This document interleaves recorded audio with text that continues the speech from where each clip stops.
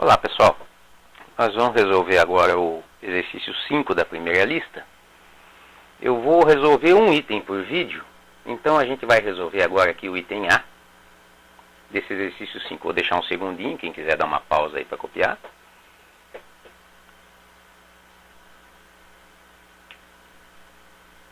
E vamos lá. Então esse aqui é o item A do exercício.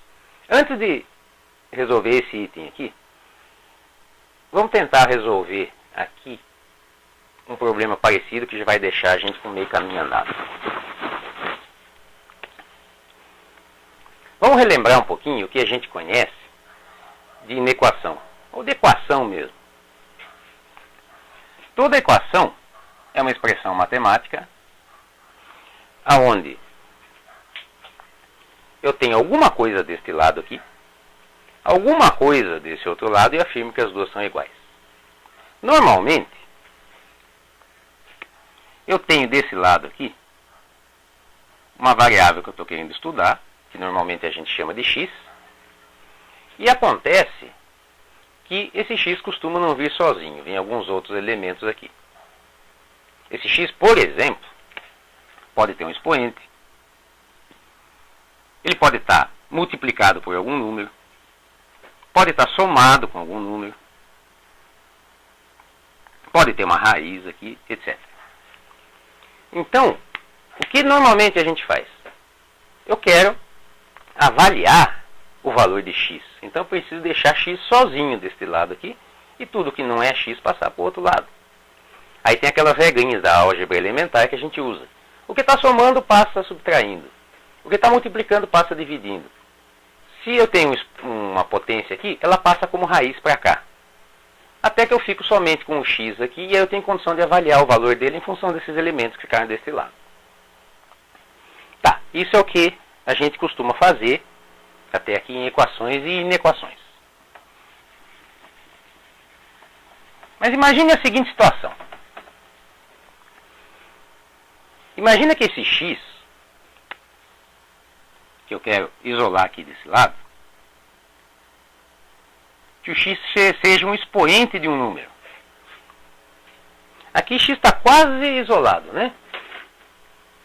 Mas eu gostaria de passar esse 3 para lá, então. Só que x é um expoente. E seria tentador, né? Se já que o que está somando aqui passa subtraindo, o que está multiplicando passa dividindo. Seria ótimo se o que é base aqui passasse como expoente para lá. Só que não é tão simples assim quando x é um expoente, quando eu tenho uma potência de x aqui. Então aquelas regrinhas da álgebra elementar não me permitem passar esse 3 para lá, com uma regra simples. Eu preciso achar algum método, alguma estratégia aqui, para eu poder sumir com esse 3. Suponha então que eu tivesse essa equação aqui. 3 elevado a x igual a 81.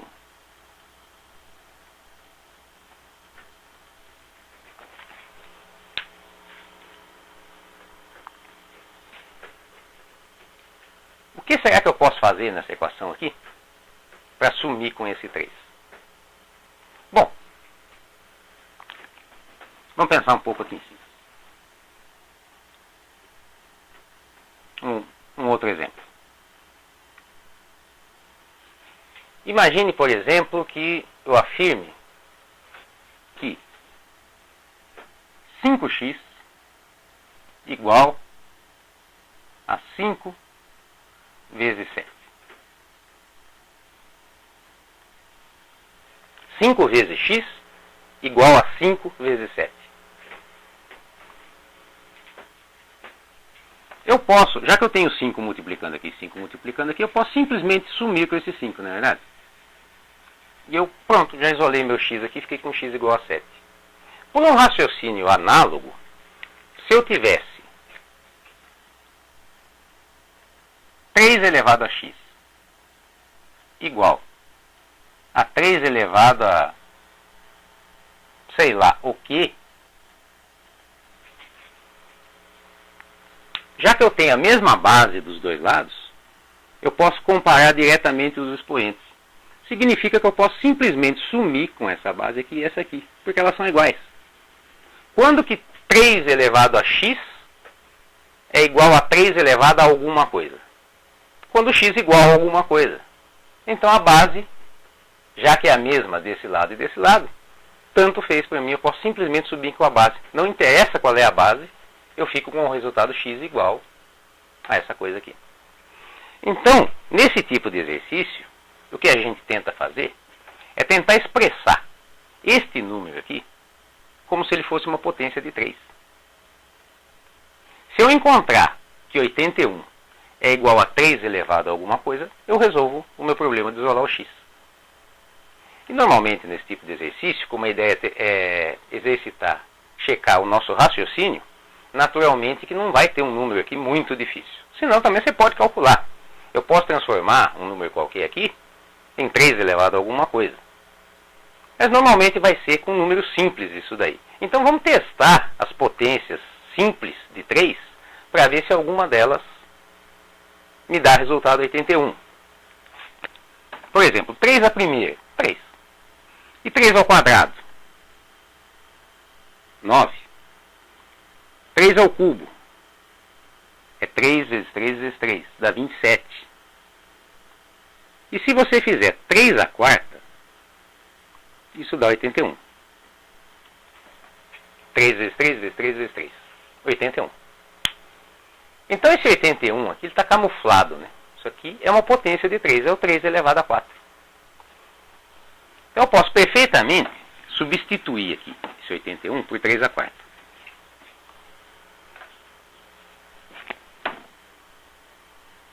Não alterei a minha equação. Isso aqui é a mesma coisa que 3 elevado a x igual a 81, porque 3 à quarta é 81. Só que escrito dessa forma, eu cheguei nessa situação em que eu tenho a mesma base aqui. Então quando que 3 elevado a x é igual a 3 elevado a 4? Somente quando o x for igual a 4. Pronto. A minha base simplesmente pode ser desprezada. E eu fiquei com a minha equação x igual a 4. Perceberam qual é o método aqui para isolar o x? Já que eu não posso jogar a base para o outro lado, eu vou tentar simplesmente anular a base.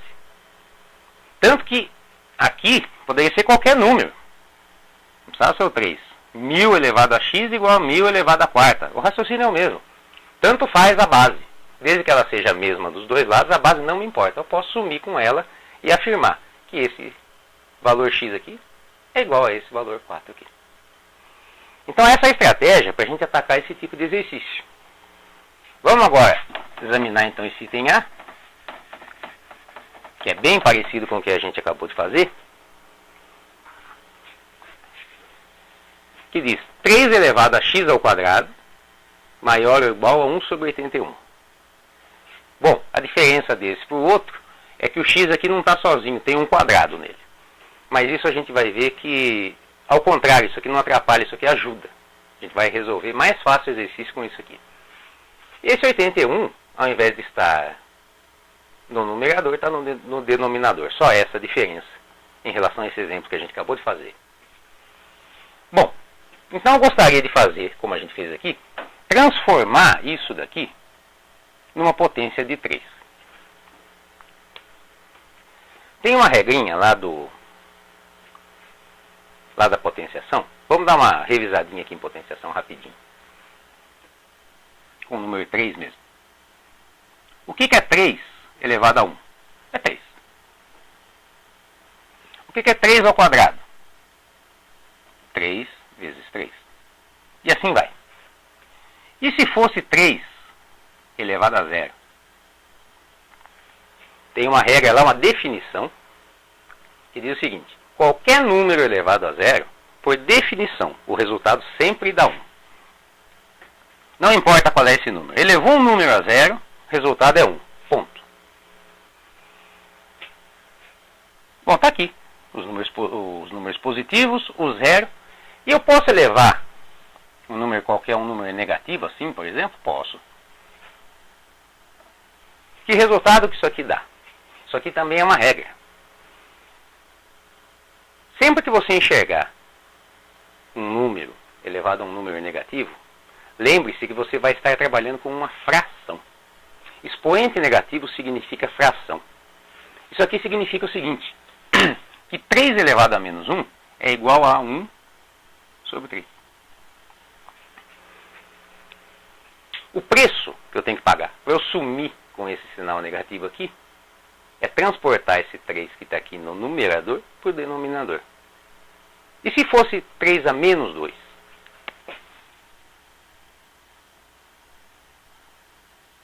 Mesmo raciocínio. Isso aqui é uma fração. Então já posso escrever 1 sobre. Esse 1 sobre aqui, vejam bem o que eu vou fazer. Esse 1 sobre, ele equivale a esse sinal negativo aqui. O sinal negativo está me indicando que isso aqui é uma fração. Então, quando eu for passar isso para lá agora, eu posso sumir com o sinal negativo. Esse sinal negativo para lá é como se ele passasse para lá como se fosse o 1 sobre. E esse 3 quadrado que sobrou fica aqui. Entenderam a ideia? Sempre que você enxergar um expoente negativo, deste lado, significa que do lado de cá, ele é um expoente positivo, só que no denominador. Isso também é uma regra. Então, o que está acontecendo aqui? Se esse número aqui está no denominador, significa que do lado de cá, esse número, ele estaria no numerador, estaria para cima, mas com sinal negativo. Ora, se 3 a quarta dá 81, quanto que é elevado a quanto que é 3 elevado a menos 4 daí? 1 sobre 81. Certo, pessoal? Se vocês estiverem com dúvida nessa parte de expoentes aí, deem uma revisada em exercícios desse tipo, que é muito simples, a gente acaba se acostumando. Depois que você está acostumado, você olha um 3 a menos 2 e imediatamente você já enxerga uma fração. 1/9, que é 1 sobre 3 ao quadrado. É uma regrinha muito importante e que eu tenho notado que o pessoal não lembra ou desconhece. Normalmente isso daqui mata muita gente no meio de um exercício, aparece o expoente negativo lá, o pessoal se embanana. Expoente negativo, não se assuste, é a mesma coisa que o expoente positivo, só que no denominador. Só isso. Então tudo isso aqui pode ser substituído por 3 a menos 4. Pronto, agora eu fiquei com a minha inequação. 3 elevado a x2 maior ou igual a 3 a menos 4. E essa inequação ficou expressa dos dois lados na mesma base. Caiu naquela situação que a gente queria aqui. Eu posso simplesmente eliminar essa base, desprezar. Não importa qual for essa base agora, por acaso é 3, mas se fosse qualquer base, ela não interfere no meu resultado. Eu posso simplesmente eliminar essa base aqui. E fico com x2 maior ou igual a menos 4. Está quase isolado o meu x, só que ele tem um expoente 2 aqui. Né? Aqui, contudo, eu não preciso fazer nenhuma manipulação mais. Basta você observar isso daqui e perceber o seguinte. X quadrado, não me interessa qualquer que seja o valor de x. Qualquer número elevado ao quadrado é sempre um número maior que zero, é sempre positivo. Então, este elemento aqui, x quadrado, não sei quanto vale, mas eu posso afirmar que obrigatoriamente ele é maior que zero. Isso aqui é uma propriedade de toda potência par, né? Se fosse x a quarta, x a sexta, x a oitava, tanto faz. É sempre positivo. Isso também é uma propriedade das potências. Então, eu sei de antemão que esse resultado aqui é positivo. Isto aqui é maior que zero. Não me importa o valor de x. E a expressão está me perguntando aqui o seguinte. Quando é que x quadrado, que é maior que zero, ou seja, quando que uma coisa positiva é maior ou igual a menos 4? Ora, quando que um número positivo é maior que menos 4? Sempre. Vamos representar aqui na reta real. Eu tenho aqui o meu número 0, vamos dizer que o menos 4 estivesse aqui, um número maior que zero, que é a condição que a gente checou desse x2, um número maior que zero é qualquer número aqui, neste intervalo, nesse conjunto aqui, à direita do zero. Ora, qualquer número aqui, ele está à direita do zero, então é maior que zero, mas ele também está à direita do menos 4, então obrigatoriamente todos esses números aqui são maiores que menos 4. Ou seja, quando que x2, que é maior que zero, é maior que menos 4, sempre, para qualquer número. Logo, qualquer número que eu colocar aqui, ele vai satisfazer essa inequação. Qualquer número serve, qualquer número real. Então não preciso desenvolver mais nada a partir daqui observando esse fato. Logo, qual que seria a resposta do exercício? Uma inequação, ela está sempre te perguntando alguma coisa. Tem uma pergunta embutida numa inequação, né? Qual é o valor de x, quais são os valores de x para os quais isso daqui é maior ou igual a isso daqui. Então aqui, qual é o valor que eu posso atribuir a x aqui? Tal que ele seja maior ou igual a menos 4. Qualquer valor vai servir. Logo, a resposta é qualquer número real. Que a gente escreve assim. O conjunto solução, o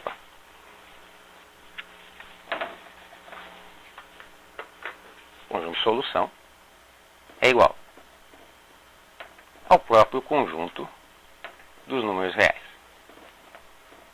Essa aqui é a resposta do exercício, então. Significa que qualquer número que eu atribuir a x torna essa inequação aqui verdadeira. Tranquilo, pessoal? Vejam que as manipulações aqui, elas são simples, não tem nenhuma muito complicada, mas a gente precisa estar a par dessas regrinhas aqui. É muito comum esse número que vem do lado de cá, ele está meio disfarçado.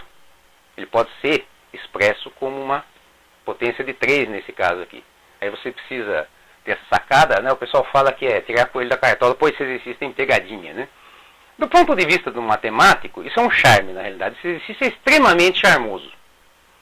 Porque você tem um número aqui disfarçado como uma potência, e você precisa só saber essas propriedadezinhas aqui para ajustar essa potência para esse número. É lindo esse exercício aqui. Coisa mais linda. Não é não?